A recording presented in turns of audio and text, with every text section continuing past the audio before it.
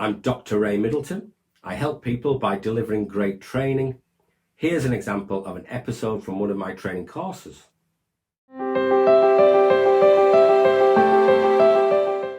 The fifth principle of the pre-treatment approach is facilitating change.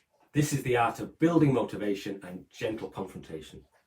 The other four principles set the stage for the change process to take place and eventually bear fruit. First, we need to develop a safe and trusting relationship with good communication and respect for someone's autonomy before we can facilitate the change process. We frame the goals we're agreeing to work towards at the contracting stage through the client's language, values and phrases that we've come to understand as we construct a common language. Any goals worked on together need to be mutually agreed and need to resonate within someone's house of language.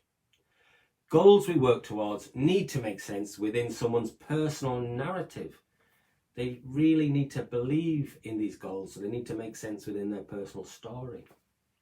If a goal resonates with what we value, we'll much more likely form a sense of ownership and motivation to work on towards reaching that goal, aren't we?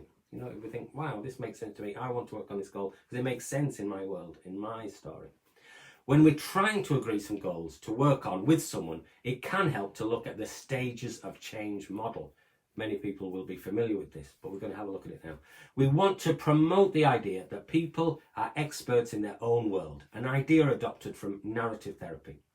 We want people to have a sense of agency and responsibility for the choices they make. People are more likely to reflect on the mistakes and missteps they've made with someone who they've built up a trusting relationship with. I know I'd be more likely to share my mistakes and missteps with someone who I feel I trust them and they'll be a good listening ear. These reflective conversations within a trusting relationship can help people to learn some life lessons about what works and what doesn't work for them as they pursue their goals in life. These conversations can create a feedback loop of learning between the worker and the person they're getting alongside and trying to help. Conversationally, we can encourage more responsible choices now and in the near future, as we often have anticipating conversations with people. We can also help people let go of approaches that are clearly not working for them and encourage people to try new approaches. One strategy is to focus on people's values and hopes. Sometimes people have a good idea about what the good life they desire to lead in the future. For other folk, they may mainly focus and think about the current difficulties they would like to escape. So do you see the difference there? Some people have a clear view of a good life they'd like to lead, and that can be an anchor to build these small steps around. Other people just want to escape feeling awful and struggle with the language to imagine a better future, and it's just like I want to get away from the bad stuff, and that needs a bit more work on. As we conversationally mutually define some realistic goals, it's important to keep the goals hopeful and positive rather than problem-centered and defeatist or just what we want to escape. We need a bit of better life, positivity out there, even if it takes time to construct that hopeful narrative about a quest for a better life. This approach resonates well with solution-focused approaches, you may have heard of them, and the psychiatric rehabilitation principles of care that Levy draws on. So these ideas link well with them. The idea there is to define the goal and then describe with someone any barriers to achieving that goal, achieving change. And on that journey to their goal, or goals, maybe you might have more than one, it may help to develop some specific skills for people. They might say, to get into this change, I need some skills. It may also help to build a social network or support system around someone. You see how that's slightly different from building up their skills? It's a network around people that might help them to achieve their goals and overcome the barriers.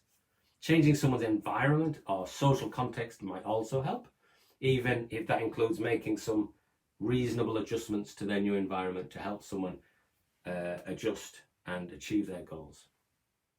Another strategy that Jay promotes is the art of gentle confrontation.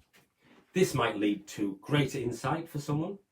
Gentle confrontation, done skillfully in a timely manner within a relationship of trust, can motivate people towards change.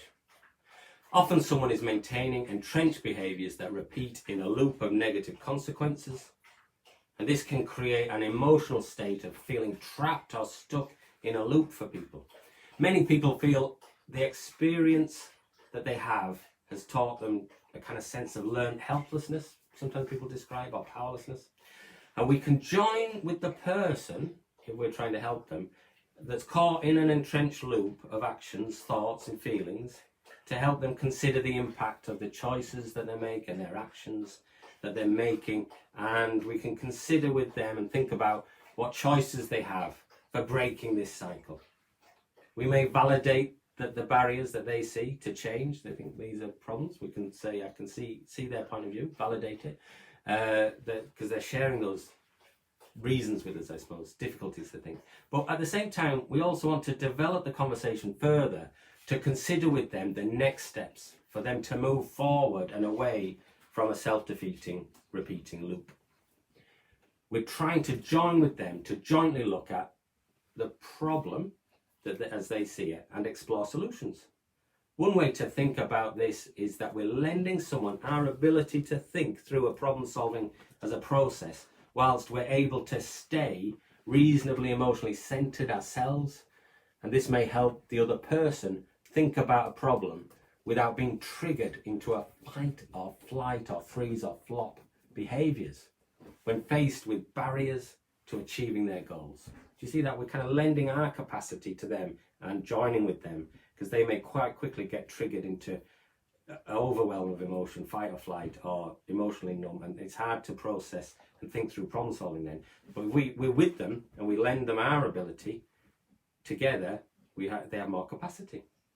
Without our presence, these problems may seem overwhelming.